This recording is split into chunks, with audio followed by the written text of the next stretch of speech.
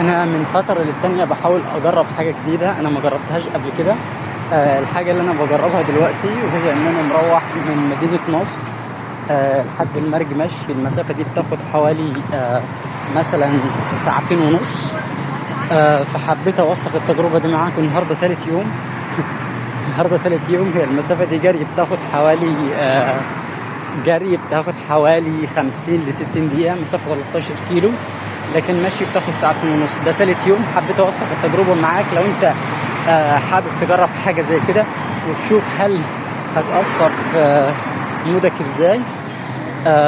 ده اليوم الثالث. كل يوم هنزل جزء، بحيث كل يوم هصور جزء بحيث ان الفيديو لما ينزل